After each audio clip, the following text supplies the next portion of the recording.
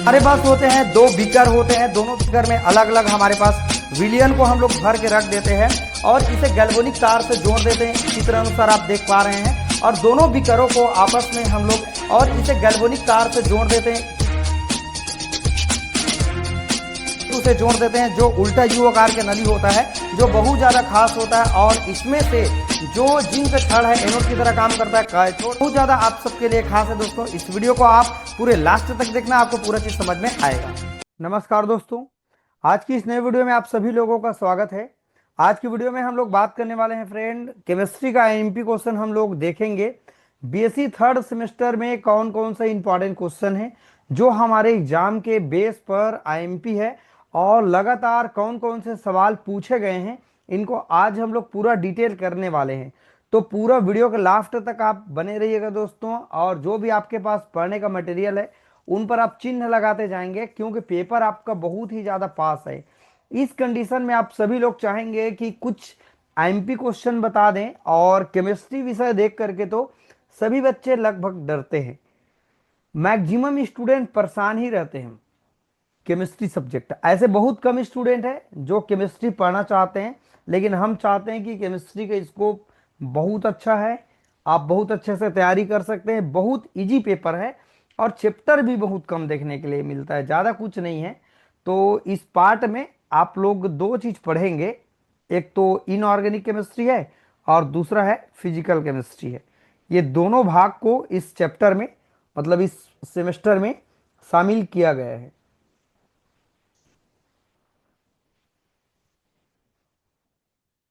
जो पहला यूनिट है बच्चों, ये है हमारे पास डी ब्लॉक और एफ ब्लॉक एलिमेंट, अर्थात डी ब्लॉक के एलिमेंट किसे कहते हैं, ये सभी चीजें मैंने मेरे प्लेलिस्ट पर अपलोड मैंने कर दिया है यूट्यूब पर, है ना।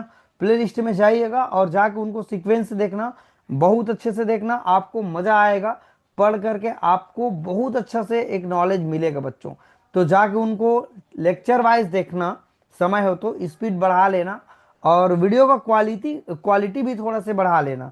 और इस वीडियो का भी क्वालिटी अगर क्लीन ना दिखे, थोड़ा सा आप क्वालिटी बढ़ा के जरूर देखेंगे, ओके।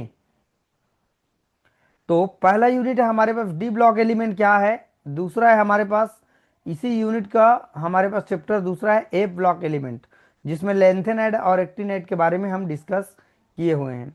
अगला है हमारे पास जो यूनिट है ऑक्सीकरण रिडक्शन के बेस पर, ऑक्सीकरण अपचयन के बेस पर हम लोग इसमें समझेंगे सबसे जो इम्पोर्टेंट है पोरबैक्स आरेख क्या है, और हमारे पास फास्ट आरेख क्या है, और लेटिमर आरेख क्या है। ये बहुत ज़्यादा इम्पॉर्टेंट है और ये तीन ही प्रश्न हैं जो एग्जाम के लिए बहुत ज़्यादा इम्पॉर्टेंट है, अभी मैं बताऊंगा।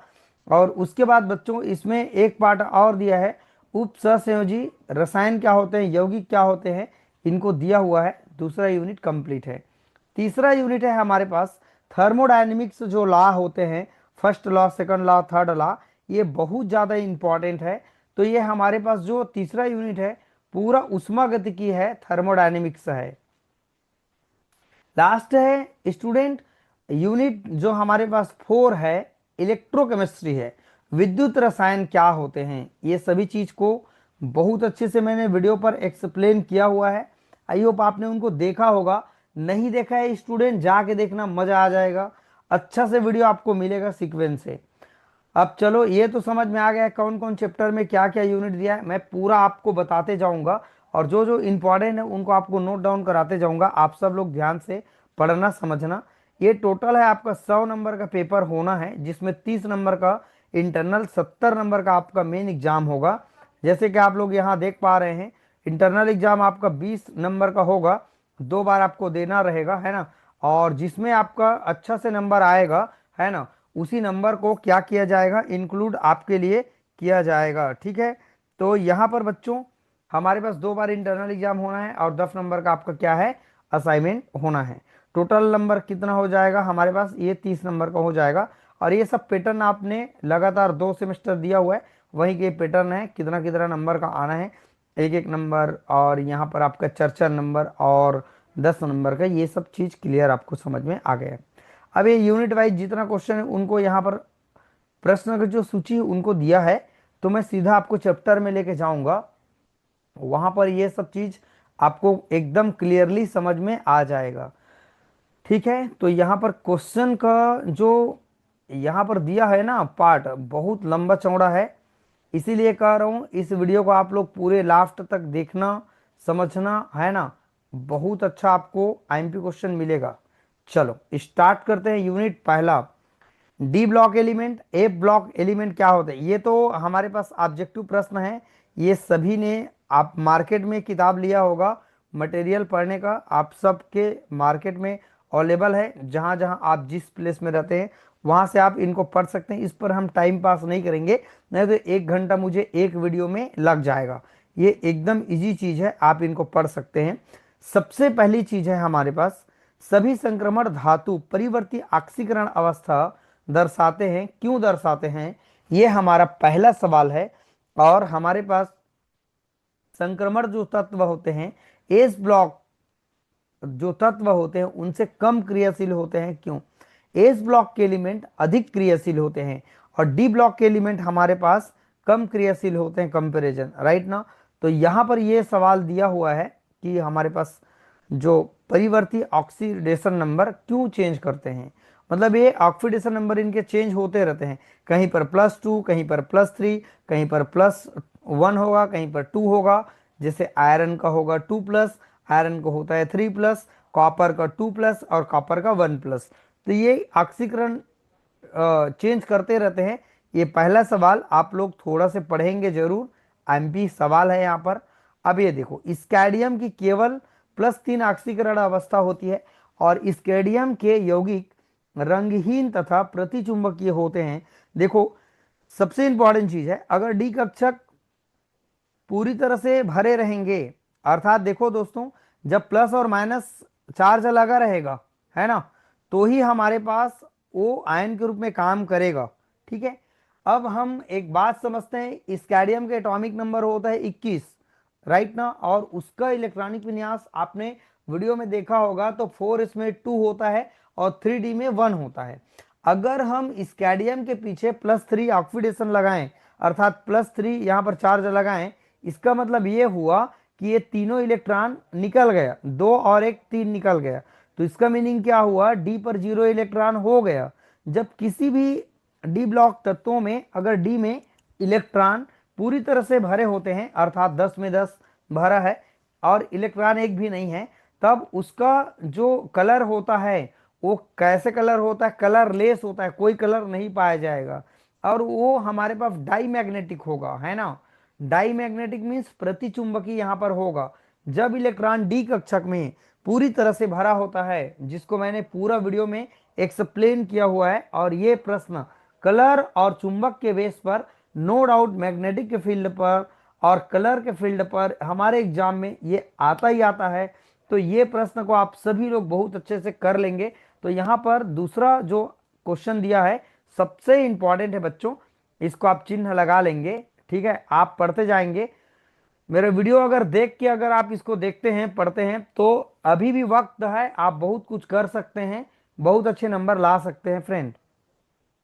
क्रोमियम संकुल की ऑक्सीकरण अवस्था, ये सब मत लगाओ चिन्ह आप लोग, ठीक। और ये भी आपके लिए उतना खास नहीं है, और मैं आपको बताता हूं मैग्नीज, ये भी नहीं, जितना मैं बताते जाऊंगा। और अगर आपको लगता है कि मुझे और पढ़ाई कर लेनी चाहिए तो आप पढ़ें, ठीक है। और अगर आपको लगता है कि अभी समय कम है और लास्ट में मैं कैसे पढ़ूं, तो ये आप वीडियो देखें बच्चों, ठीक है। देखो, आयरन 2+ और आयरन 3+ में स्थाई ज्यादा कौन है, आयरन 3+। आयरन 2+ कम स्थाई है, कारण बताओ। नो डाउट इसमें जो इलेक्ट्रॉन होगा मोर स्टेबल होगा। एक तो पूरा भरा हुआ कक्षक डी कक्षक में स्थायी होते हैं, अर्थात 10 में 10, और आधा भरा हुआ 10 का आधा कितना होगा 5, तो वो मोर स्टेबल होगा। लेकिन आयरन जो हमारे पास 3+ चार्ज 2+ चार्ज है, इसमें न तो पूरा भरा हुआ होता है न तो आधा भरा हुआ, जिसको मैंने वीडियो पर एक्सप्लेन किया हुआ है। आई होप ये सबसे इंपॉर्टेंट क्वेश्चन है, आप इनको चिन्ह लगा लेंगे, छोटा छोटा प्रश्न यहाँ पर बनने वाला है, ठीक। और दिखाते हैं, थोड़ा फटाफट चलूंगा, है ना। ये देखो, हमारे पास निम्नलिखित के उत्तर देने का बात कर रहा है। जिंक का चुंबकीय आघूर्ण शून्य होता है, क्यों? इसके पूरे डी कक्षक भरे हुए होते हैं ना, इसीलिए ये क्या होते हैं, आपका चुंबकीय आघूर्ण इसका शून्य होता है। ठीक। पोटेशियम फेरोसाइनाइड के सूत्र, ये सब तो नॉर्मल चीजें हैं, खैर ये आएगा नहीं, है ना। और देखते हैं, ये चौथा सवाल को आप चिन्ह लगा लेंगे। चौथा, ये वाला नहीं, चौथा नहीं, छठवा। और दिखाते हैं। अच्छा, द्वितीय तथा तृतीय संक्रमण श्रेणी के तत्वों के आयनिक त्रिज्या, सबसे इंपॉर्टेंट क्वेश्चन है। 11वां आप चिन्ह लगाते जाएंगे। ठीक, पारवा छूट गया। अच्छा, ये सब मत लगाओ आप चिन्ह, इसको लगाएं। प्रथम संक्रमण श्रेणी, अर्थात मैंने पूरा वीडियो में बताया है कि प्रथम संक्रमण श्रेणी 21 से लेकर के 30 तक होता है। स्कैडियम से लेकर के जिंक तक होता है।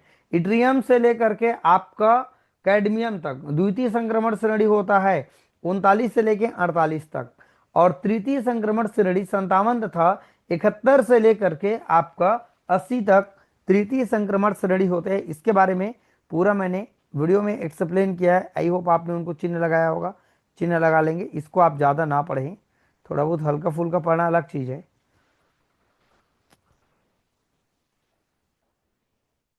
हाँ, 15 प्रश्न चिन्ह लगा लो। अद्वितीय तृतीय संक्रमण श्रेणी के तत्वों के घनत्व अधिक होते हैं, क्यों? हाँ, ये न मत पढ़ो, ये पढ़ो, कारण वाला ये पढ़ो।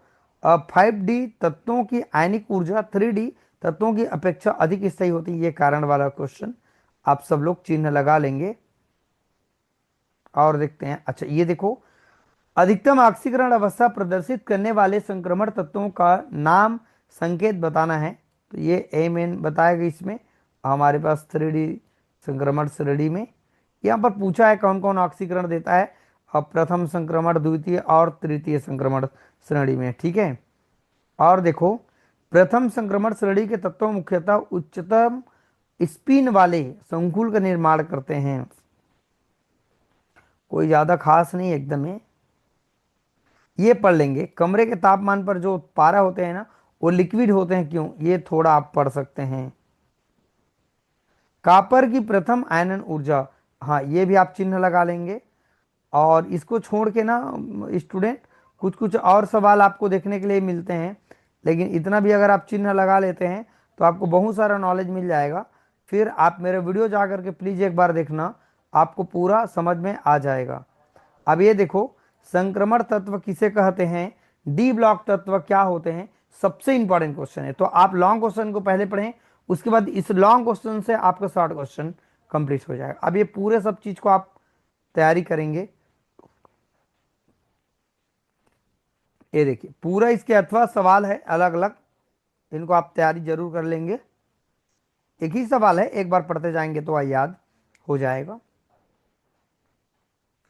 अब देखते हैं, इसके 4 श्रेणी बनाए गए, प्रथम, द्वितीय, तृतीय और चतुर्थ श्रेणी, है ना। कहां से कहां तक आते हैं?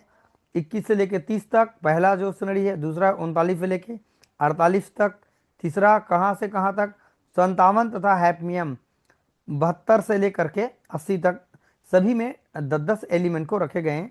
ज़्यादा इंपॉर्टेंट नहीं है चतुर्थ संक्रमण श्रेणी, क्यों? ये हमारे पास रेयर मात्रा में प्रेजेंट होते हैं, बहुत कम मात्रा में होते हैं। अब इलेक्ट्रॉनिक विन्यास मैंने बताया है पूरा। इसके लक्षण है, धात्विक गुण के लक्षण पाए जाते हैं। आयनिक त्रिज्या क्या होते हैं बताओ, लेफ्ट से राइट जाते हैं, इसमें हम सब लोग जानते हैं। आवर्त सारणी में देखो, लेफ्ट से राइट की ओर हम लोग जा रहे हैं। ठीक है, ये बढ़ने के बजाय क्या होते हैं, घटते जाते हैं, कहीं तो स्थिर हो जाते हैं। 1.7, यहाँ देखो 1.7, 1.7, फिर धीरे धीरे कम हो रहे हैं, नियमित नहीं होते हैं, गलनांक अथरांक ज़्यादा होती हैं।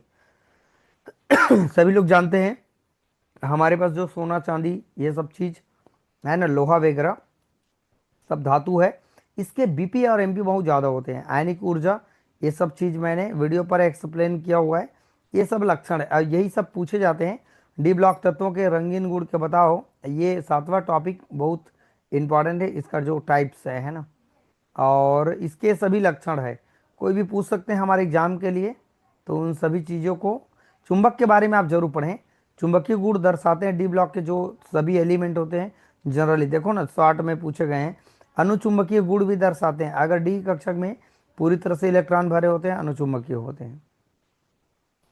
ये टेबल याद करने की जरूरत उतना नहीं है। लव चुंबकीय, प्रतिचुंबकीय गुण, ये सब मैंने वीडियो में बताया है। उत्प्रेरक का गुण जो रिएक्शन के रेट को बढ़ाने या घटाने के लिए जो काम आते हैं वो होते हैं हमारे पास उत्प्रेरक। ठीक, अब देखते हैं अगला सवाल है, संक्रमण जो तत्व होते हैं वो मिश्र धातु बनाते हैं, क्यों बनाते हैं? बहुत अच्छा है, कांसा पीतल सभी लोग जानते हैं, ये सब उसी का सवाल है। अथवा देखो, जिंक 2+ आयन रंगहीन है एवं स्थायी है, क्यों? कापर 2+ आयन कलरफुल है, जबकि कापर प्लस आयन कलरलेस है, क्यों बताओ? तो कापर 2+ आयन के केस में अगर देखें, डी कक्षक में नो डाउट जो इलेक्ट्रॉन होता है अनपेयर होता है, और कम से कम सिंगल इलेक्ट्रॉन की संख्या एक बार होती है, वो हमारा कलरफुल होता है। लेकिन जब भी इलेक्ट्रॉनों की संख्या अगर डी कक्षक में पूरी तरह से अगर भरा है तो वो हमारा कलरलेस होता है। बस कॉन्सेप्ट को लेके चलना, बाकी ये सब चीज ऑटोमेटिकली याद आप सभी लोग के दिमाग में आ जाएगा। ये मत पढ़ें, ये भी मत पढ़े।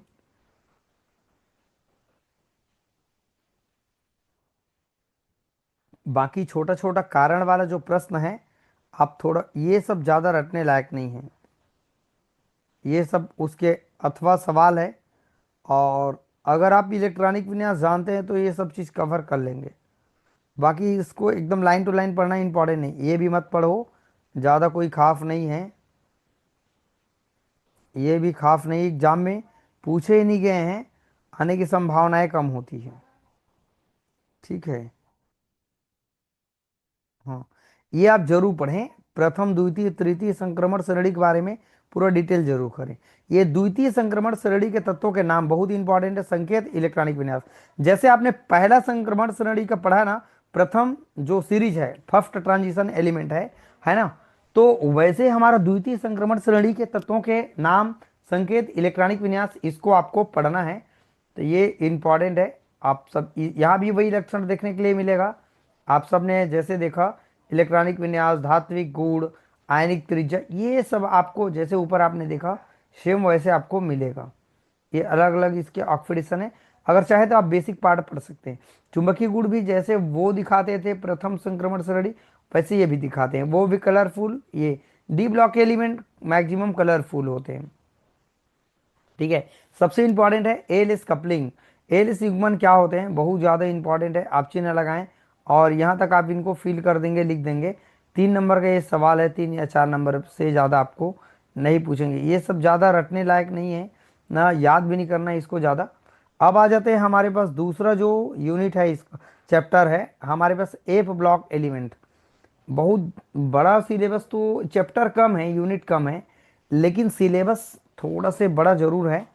चलो अब मैं आपको फिर से दिखाने जा रहा हूँ एमपी क्वेश्चन। आप यहाँ शॉर्ट में यहाँ से ज़्यादा पढ़ने लायक नहीं है, एक एक नंबर का। अब देखो, सबसे इंपॉर्टेंट सवाल है लेंथेनाइट, इस चैप्टर का नाम है। तो ये पेपर में आए या ना आए, लेकिन आपको लेंथेनाइट तत्व किसे कहते हैं? लेंथेनम के बाद स्टार्ट होता है ना, इसीलिए इनको लेंथेनाइट एलिमेंट कहते हैं। तो ये हमारे पास होते हैं लेंथेनाइट तत्व से क्या समझते हैं? तो लेंथेनाइट एलिमेंट क्या होते हैं हमारे पास, जो डी ब्लॉक में ही हमारे पास लेंथेनाइट, लेंथेनम के बाद स्टार्ट होता है। 58 से लेकर के 71 तक हमारे पास जो 14 एलिमेंट है लेंथेनाइट के सीरीज में आते हैं।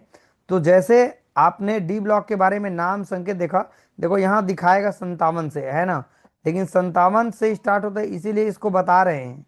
लेकिन ये आपका ये लेंथेनाइट तत्व नहीं है।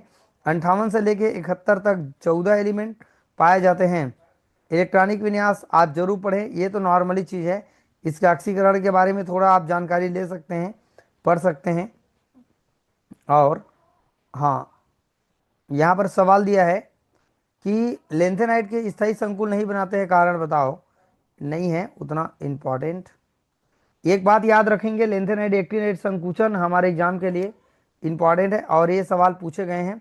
ये देखो, लेंथेनाइट के पृथक्करण आयनन विनिमय विधि का वर्णन करो। ये नहीं, अगर याद नहीं कर पाएंगे, समय नहीं है, तो इसको मत पढ़ो आप सब लोग, आप इसको देखें, ये भी मत पढ़ो। निर्माण विधि ये नहीं करना है,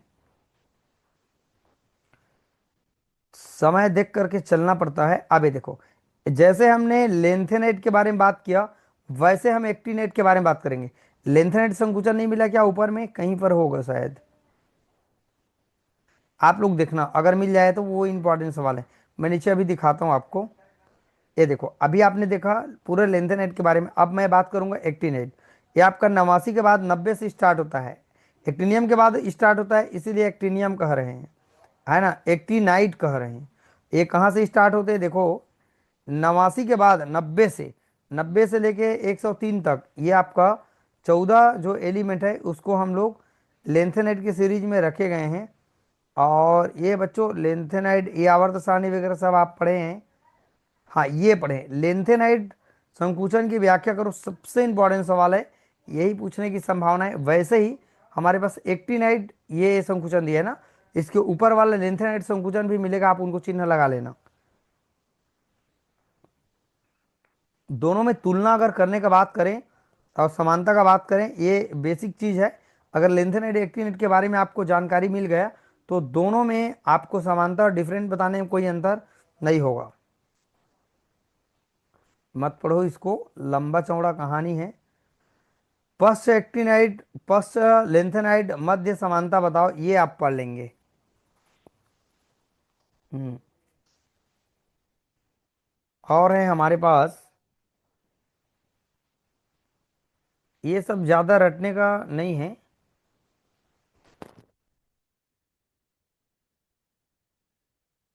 ये सब ज्यादा रटने का नहीं है, समय उतना है नहीं। अच्छा, ये पढ़ें आप, लेंथेनाइट श्रेणी में परमाणु त्रिज्या और आयनिक त्रिज्या की आवर्तिता को बताएं। देखो, जब ये सब उसी का सवाल है ना, देखो इतना सारा क्वेश्चन मैं छोड़ रहा हूँ, उसके बाद भी बहुत बड़ा है, ठीक। चैप्टर कम है लेकिन उनके अंतर्गत क्वेश्चन छोटा छोटा बहुत सारा है। हाँ, ये भी चिन्ह लगा लेंगे, ठीक है। ये तीसरा सवाल, ये आप मत लगाएं चिन्ह,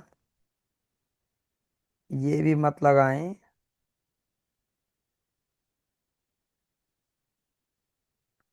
हाँ, ये सब ज्यादा आप लोग पढ़ भी नहीं पाएंगे जी। ओके,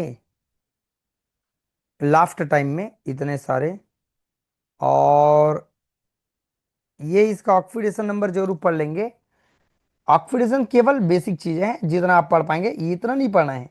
14-15 दिया है ना, इतना आपको नहीं पढ़ना है, मुश्किल से 6-7 आप लोग को याद कर लेना है। ये एक्टिनेट आयन के रंग, रंग के बारे में डिस्कस थोड़ा कर लेंगे, वही बेसिक कॉन्सेप्ट तो वही आएगा, पूरा एक कक्षक में इलेक्ट्रॉन। चलो ठीक है, वो कंप्लीट हो जाता है। अब हम लोग बात करते हैं यूनिट दूसरा, 2 चैप्टर कंप्लीट है, एक यूनिट कंप्लीट है। दूसरा यूनिट बात करते हैं ऑक्सीडेशन रिडक्शन क्या चीज़ होते हैं। आप सबने पढ़ा है 12th क्लास में, इसका बेसिक चीज़ है, लेकिन वो सवाल नहीं पूछेंगे जो यहाँ पर दिख रहा है।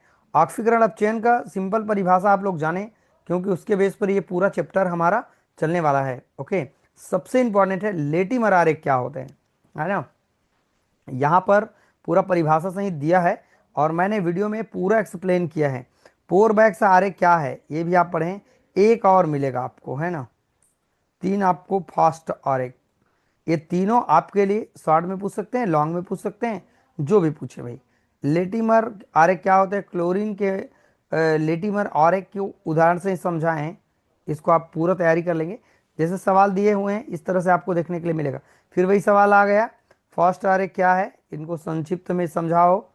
ये चीज मेरे वीडियो जाके देखना, 3 ही टॉपिक देखना खासकर, ऑक्सीडेशन रिडक्शन डेफिनेशन सिंपल जानो, परिभाषा सिंपल जानो, फिर फास्ट आरेख, पोरबैक्स आरेख, है ना, और लेटीमर, ये तीनों ही हमारे एग्जाम में मैं लिख के गारंटी देता हूँ पेपर में आएगा, उसको छोड़ के कोई ज़्यादा चीज़ मत पढ़ो, ठीक है।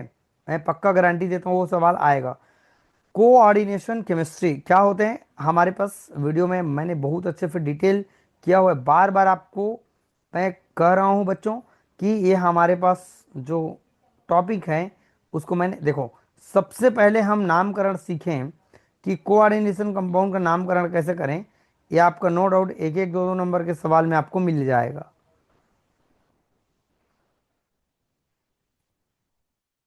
केंद्रीय धातु परमाणु किसे कहते हैं, ये आपका एग्जाम में नहीं मिलेगा देखने के लिए, है ना, ये जरूर पढ़ें।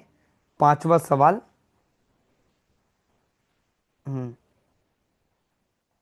ये उसके पूरे नामकरण है। अच्छा, इसको पढ़ें। डबल सॉल्ट क्या होते हैं? जिसमें दो टो सॉल्ट मिले रहते हैं, जैसे फेरस अमोनियम सल्फेट, ठीक है, फेरस सल्फेट भी मिला है, यहाँ देखो, यहाँ यहाँ यहाँ, और अमोनियम सल्फेट भी मिला है, और दो सॉल्ट को अगर हम मिला दें तो उसे हम लोग कहते हैं डबल सॉल्ट के नाम से बच्चों जानते हैं। आई होप इंपॉर्टेंट है।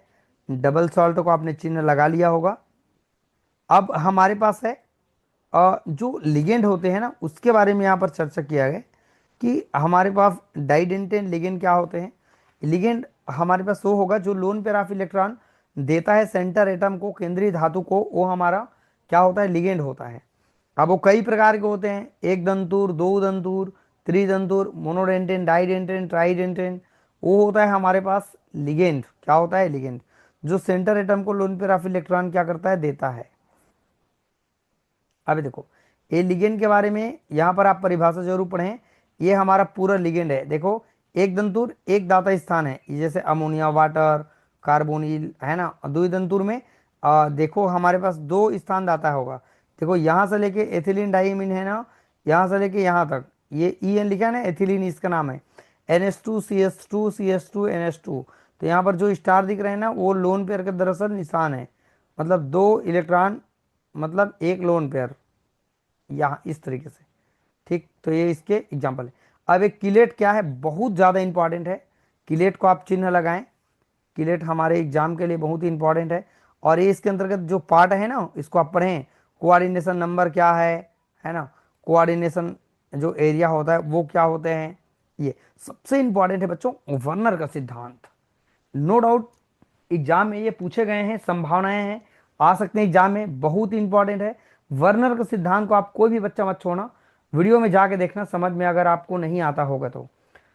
और हमारे पास अगला सवाल है ई ए एन, है ना, ई ए एन, ये भी इंपॉर्टेंट है। इनकी सीमाएं आप देखेंगे।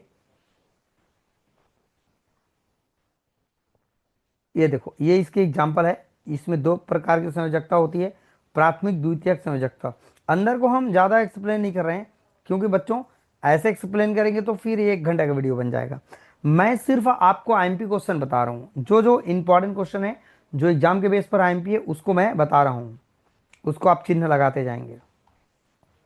अब इधर के चैप्टर छोटा छोटा मिलेगा ना, ज़्यादा कोई बड़ा लंबा नहीं है। किलेट क्या है? सबसे इंपॉर्टेंट सवाल। वर्नर के सिद्धांत, किलेट क्या है, और शुरू में जो हमारा इस परिभाषा है कोऑर्डिनेशन कंपाउंड, उसको आपने चिन्ह लगाया होगा। लिगेंड क्या होते हैं? अब ये देखो, इसके अलग अलग एग्जाम्पल हैं, मोनोडेंटेन, डाइडेंटेन, ट्राइडेंटेन, इसके अलग अलग एग्जाम्पल बता रहे हैं। और ये पूरे 12th क्लास का आ गए हैं, ये सब मत पढ़ें। हाँ, गिलेट का उपयोग बस पढ़ लेंगे यहाँ पर, बाकी और आपको ज़्यादा परेशान होने की ज़रूरत नहीं है। हाँ, ये उसी का एग्जाम्पल है। ये देखो, लिगेंड के नामकरण का क्रम, ये सब नियम आपने पढ़ा होगा। एम्बिडेंट, 1 मिनट, ये एम्बिडेंट लिगेंड है ना, मतलब मान लो मेरे पास है, मान लो सी और ओ है, क्या है मेरे पास? सी और ओ है। अगर ये भी लोन पेयर देने की क्षमता रखता है और ये भी, अर्थात दो एटम हो और दोनों के दोनों एटम अवेलेबल होते हैं लोन पेयर ऑफ इलेक्ट्रॉन देने के लिए, तो उसे हम लोग कहते हैं उभय तंतु लिगेंड, अर्थात एम्बिडेंट लिगेंड कहते हैं। पढ़ लेंगे। सीस और ट्रांस के बारे में हम जरूर एक्सप्लेन करेंगे। तो ये हमारे पास दो तरह से समवेता होते हैं, आइसोमर होते हैं, सीस और ट्रांस, ये पढ़ लेंगे आप लोग, है ना। देखो इजी एकदम।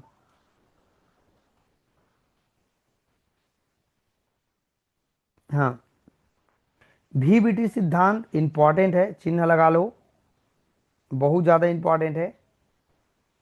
हाँ, और मैं आपको बता रहा हूँ, उसी के अंतर्गत एग्जाम्पल है पूरा।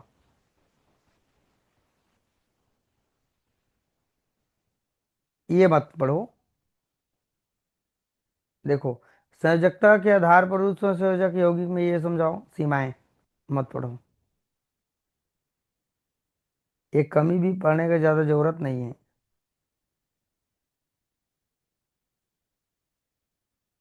वर्नर का सिद्धांत को बस मत भूलना। संयोजकता बंध सिद्धांत की सीमाएं, भाई 4 पाठों सीमा पढ़ लेंगे, इसकी कमी क्या क्या है, ये ज़्यादा दिक्कत नहीं है। ये मत पढ़ो आप लोग। अच्छा, अनुनाद वगैरह ये सब करने की जरूरत ज़्यादा नहीं है। ये सब चीज़ें समय है ना तो पढ़ें, समय है ही नहीं, टाइम पास करेंगे तो परेशानी हो जाएगा हमारे लिए।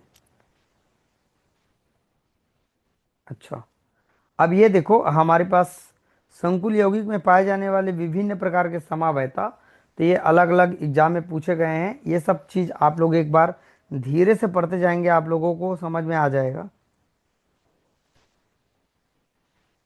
हाँ, त्रिविम प्रकाशी समवयवता, सीस और ट्रांस जरूर पढ़ें। सीस और ट्रांस, सीस ट्रांस आइसोमर इंपॉर्टेंट है, बाकी और ज़्यादा पढ़ने का टेंशन नहीं है। ये वही फिर आ गया जो ऊपर में मैंने बताया। अब चलो 2 यूनिट हमारा कंप्लीट हो जाता है। अब आते हैं हम लोग सबसे इंपॉर्टेंट पार्ट पर। यूनिट तीसरा है थर्मोडायनेमिक्स। इसके बाद 1 यूनिट और बचेगा। पहली मतलब थर्मोडायनेमिक्स से क्या है, थर्मो मीन्स आपका क्या होता है, हीट होता है। डायनामिक मतलब क्या होता है, मोशन होता है। अर्थात जब हमारे पास जो हीट है, अगर उनका मोशन हो रहा है, गति हो रहा है, तो उनका स्टडी अगर हम लोग करते हैं तो उनको हम लोग कहते हैं थर्मोडायनेमिक्स के नाम से हम लोग जानते हैं। और ये ऑब्जेक्टिव क्वेश्चन आप लोग पढ़ लेंगे, जैसे कि मैंने आपको शुरू में बताया। एमपी क्वेश्चन आपको बताने जा रहा हूँ। अवस्था फलन क्या होते हैं ये चीज़ पढ़ें, और अवस्था फलन और पथ फलन में अंतर क्या है ये चीज़ आपको, यही दोनों परिभाषा भी मिल जाएगा, प्लस साथ में आपको इनका अंतर भी मिल जाएगा, है ना। और देखते हैं हमारे पास, ये सब तो उतना खास नहीं है, एक लाइन से मारो इसको। हाँ, ये पढ़ें उष्मागतिकीय निकाय सिस्टम से क्या समझते हैं, कितने प्रकार के होते हैं, खुला तंत्र, बंद तंत्र। इंपॉर्टेंट है, आप चिन्ह लगा लेंगे। मैंने बहुत अच्छे से डिटेल किया हुआ है यार, आप सभी लोग देखना। आदर्श गैस के समतापी प्रसार में किए गए अधिकतम कार्य की गणना हमको करनी है, इंपॉर्टेंट है, ये मत पढ़ो।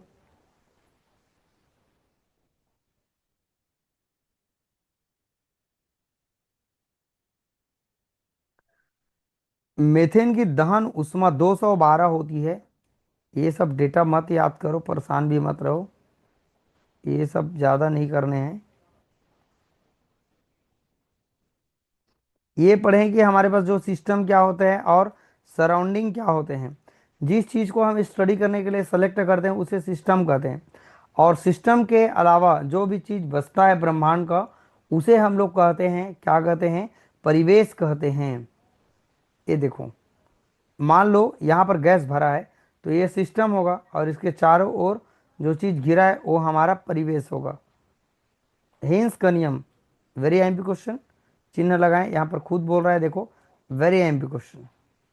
कौन कौन सत्र में आए हैं वो भी बता रहे हैं। ये व्यंजक निकालने के लिए आएगा। उष्माधारिता से क्या समझते हैं, वेरी एमपी क्वेश्चन, मैंने बहुत अच्छे से एक्सप्लेन किया है। सबसे इम्पॉर्टेंट है हमारे पास जो थर्मोडायनेमिक्स, बहुत ज़्यादा सीखने लायक चैप्टर है। जूल थॉमसन प्रयोग और इसके प्रभाव, ये सब आप लोग याद करेंगे, बहुत ही ज़बरदस्त है। और एक टॉपिक पढ़ लेंगे यहाँ पर, नीचे में मिलेगा, व्यंजक भी आपको देखने के लिए मिल सकता है।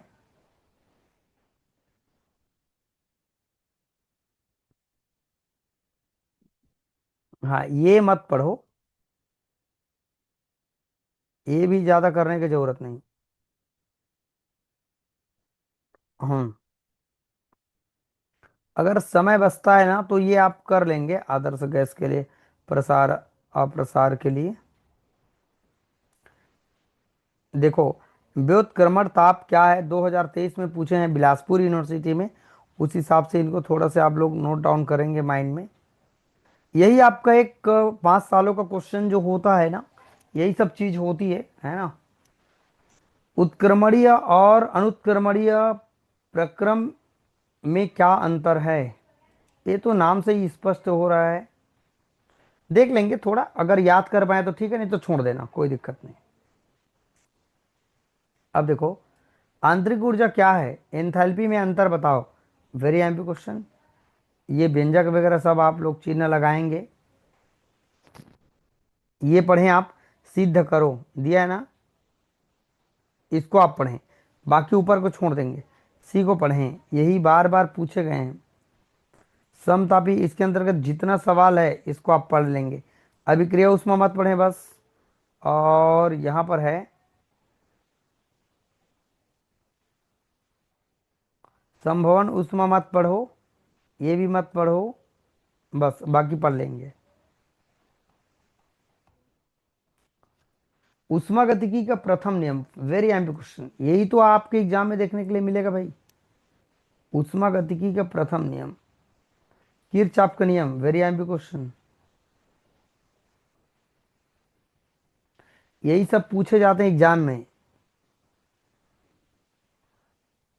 किरचॉफ का नियम अच्छा है। चलो थोड़ा से और बच जाता है, वीडियो थोड़ा सा लंबा जरूर हो रहा है, सिलेबस तो बड़ा है तो लंबा तो नो डाउट होना ही होना है।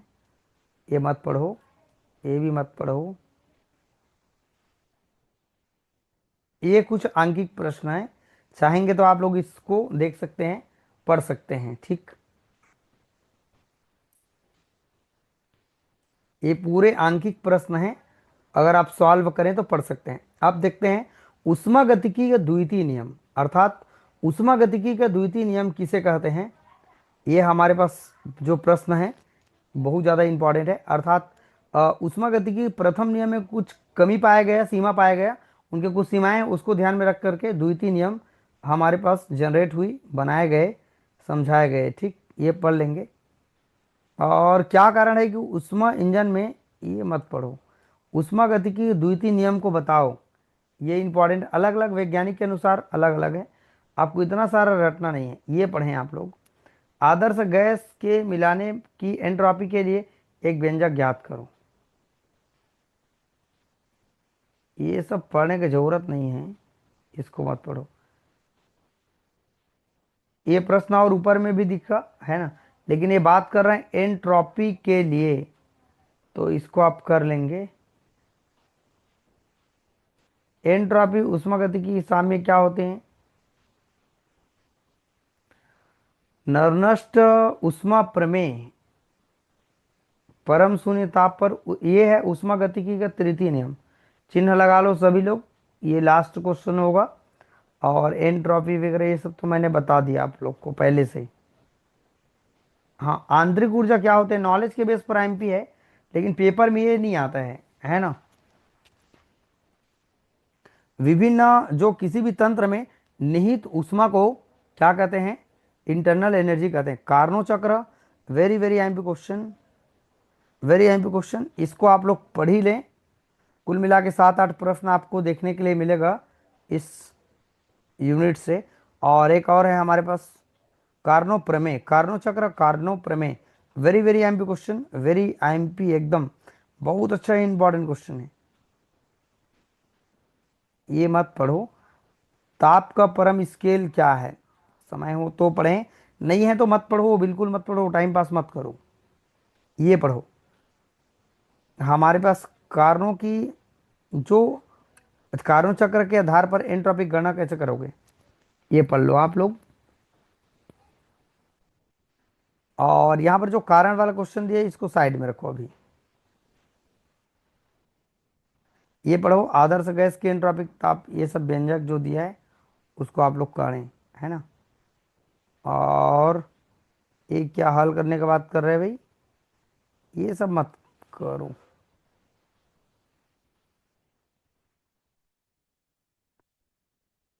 मैक्सवेल संबंध ये भी मत करो, व्यंजक है थोड़ा सा टफ जरूर है। उष्मागतिकी के तृतीय नियम अभी तो मैंने बताया ना, तो उसको आप कर लेंगे। हाँ, अब उष्मागतिकी तृतीय नियम की सहायता से ठोस क्रिस्टलीय पदार्थ की परम एंट्रोपी के निर्धारण आप कैसे करेंगे, ये थोड़ा सा आप देख लेंगे, अच्छा है। गिब्स फ्री एनर्जी ये आपको निकालने के लिए दे सकते हैं ये, और ये वाला, ये वाला, ये आप पढ़ें, गिब्स हेल्महोल्ट्ज समीकरण मैंने पूरे वीडियो में बताया हुआ है, चाहे तो आप उनको पढ़ें। ये देखें गिब्स फ्री एनर्जी कैसे आप उनको निकाल सकते हैं। ये भी एमपी सवाल है।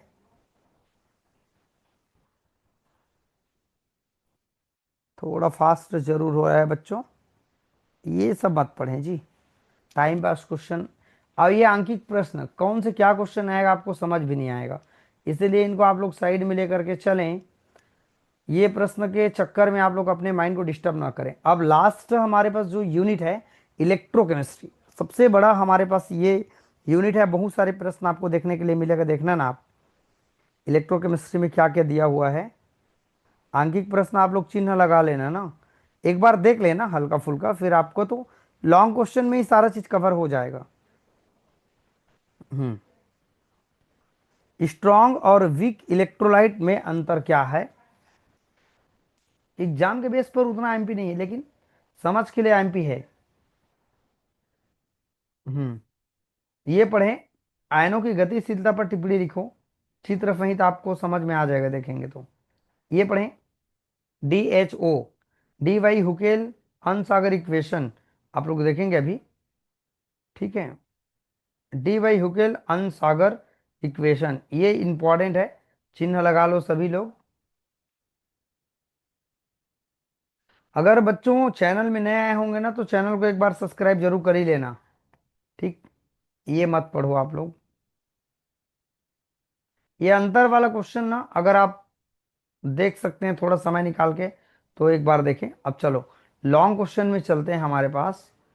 ये जो प्रश्न है विशिष्ट चालकता तुल्यांकी चालकता, ये आप लोग पढ़ें जरूर, है ना। कोलराफ का नियम मिलेगा आपको, कोलराफ का नियम नीचे में है क्या, नीचे में मिलेगा।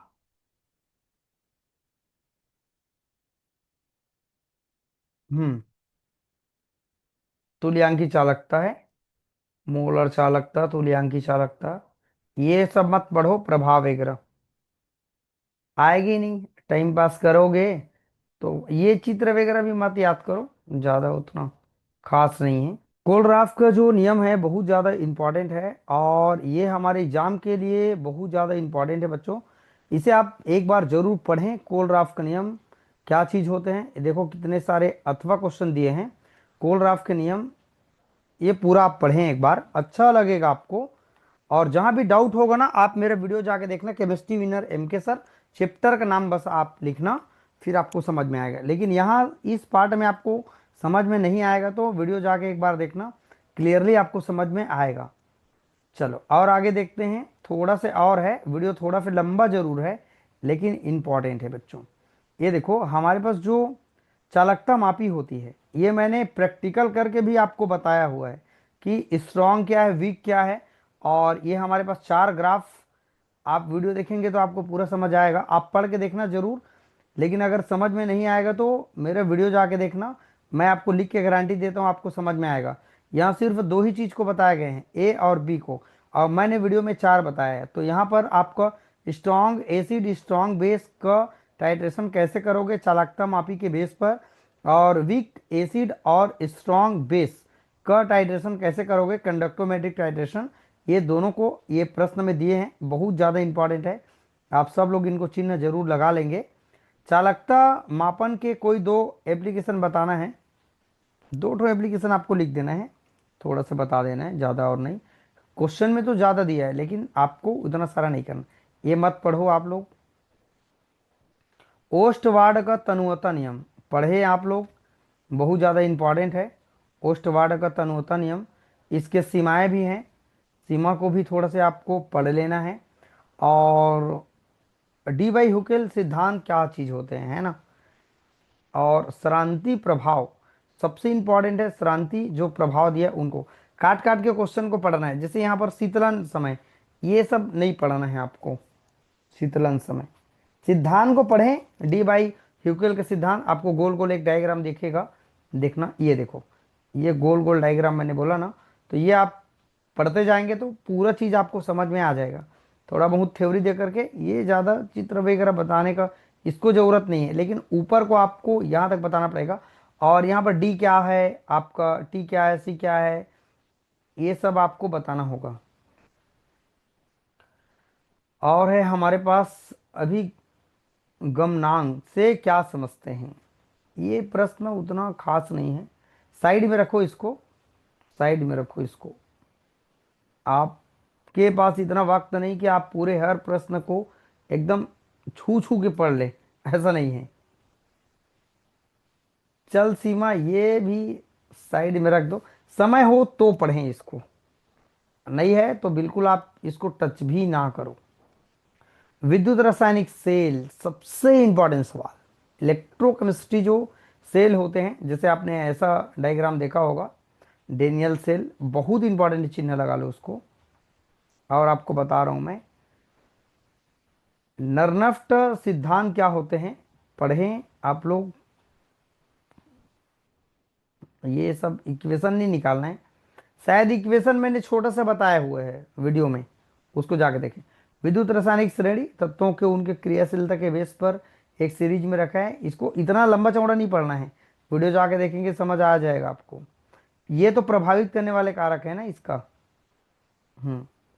क्या क्या में उपयोग करते हैं उसको पूछ रहा है, एप्लीकेशन है। ये मत पढ़ो आप लोग, थोड़ा सा और है बच्चों, लंबा तो थोड़ा होगा वीडियो नो डाउट, लेकिन एक वीडियो में खत्म भी करना है। ये भी मत पढ़ो आप लोग, ये भी पढ़ने की जरूरत नहीं है। अभी और बता रहा हूं, ये सांख्यिकी क्वेश्चन है, ये तो कहाँ से क्या क्वेश्चन आएगा पता भी नहीं चलेगा आपको, लेकिन थोड़ा बहुत आइडिया के लिए आप लोग देख लेंगे। विद्युत रासायनिक श्रेणी, अच्छा, कुछ सवाल और हमारे पास एग्जाम के बेस पर एमपी है, उसको यहाँ पर दिया नहीं है, जैसे कि, हाँ, जो निर्धारण करते हैं ना उसको, ठीक है कोई बात नहीं, इतना आप लोग करते जाएंगे तो आपको, चलो एक बार और मिला देता हूँ। देखो, इसको मत पढ़ना आप लोग। और देखते हैं यहाँ पर हमारे पास सवाल है, ये भी मत पढ़ो। सेल का वाहक बल क्या है, अच्छा, ये कैलकुलेशन वाला रुको, ये प्रश्न आप लोग कर लो, वो प्रश्न अगर दिया नहीं ना एग्जाम में। एक मिनट, इसको मिटा देते हैं। इसको थोड़ा सा आप लोग देख लेंगे, इससे हमको समझ में आएगा, इनके जो चीजें हैं ना वो आपको समझ में आने लगेगा। ठीक, तो ये 14 सवाल आप लोग थोड़ा देख सकते हैं, कुल मिला के 4-5 प्रश्न आपको मिलेगा यहाँ से, ये पढ़ें। इसका पूरा एप्लीकेशन है ना, विद्युत रासायनिक श्रेणी क्या है, ये तो आपको पढ़ना पड़ेगा। और ये देखो, ये सवाल भी मैंने चिन्ह लगाया, ये 2 हो गया, नरनष्ट विभव क्या है, 2 सवाल हो गया। और दिखाते हैं, ये सबसे इंपॉर्टेंट ये है हमारा, काप हमारे पास गैल्वेनिक सेल पढ़े होंगे आप सभी लोग 12th क्लास में, ये आप पढ़ें, विद्युत रासायनिक सेल के नाम से जानते हैं, यही सवाल हमारे एग्जाम में पूछेंगे। लेकिन बच्चों कहीं ना कहीं ना, अगर वो प्रश्न नहीं दिया है तो ये प्रश्न एग्जाम के बेस पर ले सकते हैं ना। मैं सोच रहा था कि वो प्रश्न को दिया होगा, लेकिन उन प्रश्न को नहीं दिया है, तो ये 10वां को आप हल्का फुल्का चिन्ह लगा लेंगे, इसको मत लगाएं। ये अभी दिखा है ना, इसको, ये क्रॉस किया है मैंने, ये भी क्रॉस किया है मैंने। ये आपका 2022 में, लेकिन अभिगमनांक से क्या समझते हैं ये पूछा जरूर है, लेकिन 2022 में ना, 22-23 दोनों में पूछा है, तो उस प्रश्न को छोड़ देना, इतना सारा नहीं लिखना है आपको, ये परिभाषा वगैरह थोड़ा सा आपको यहाँ तक दे देना है, कैलकुलेशन बस, बाकी आपको उतना पढ़ने की ज़रूरत नहीं है। ये पढ़ें आप, श्रांत प्रभाव क्या है, ओस्टवार्ड तन्वता नियम, ठीक है। तो चलो बच्चों, ये हमारा कंप्लीट हो जाता है पूरा, ये क्राफ्ट मैंने किया हुआ है। और अपने हिसाब से अगर आपको लगता है कि मुझे इसे नहीं छोड़ना चाहिए, तो आप लोग अपने मन से पढ़ सकते हैं, तैयारी कर सकते हैं। इतना सवाल मैंने आपको चिन्ह लगवा दिया, कोडराफ का नियम इंपॉर्टेंट है, आता है आया है, ध्यान रखना, ठीक है। इसका पीडीएफ मैंने आपको भेज दिया है, ठीक है, सभी लोगों को ग्रुप में। आई होप आप ग्रुप में जुड़े होंगे, अगर नए आए होंगे तो मेरा नंबर नोट कर सकते हैं 8818867195। इस नंबर पर आप मुझे व्हाट्सअप मैसेज करेंगे तो आपको मैं लिंक दे दूंगा, जाके वहाँ ज्वाइन कर लेना। देखो ये question Debye Huckel Onsager equation और सिद्धांत ये आप पढ़ लेंगे, ये आपको ये वो कार्यप्रणाली ठीक है। चलो ये हमारा पूरा पाठ खत्म हो जाता है। चलिए दोस्तों वीडियो को देखते रहिएगा, समझते रहिएगा। थोड़ा सा वीडियो लंबा जरूर है लेकिन मैंने पूरा कंप्लीट कर दिया।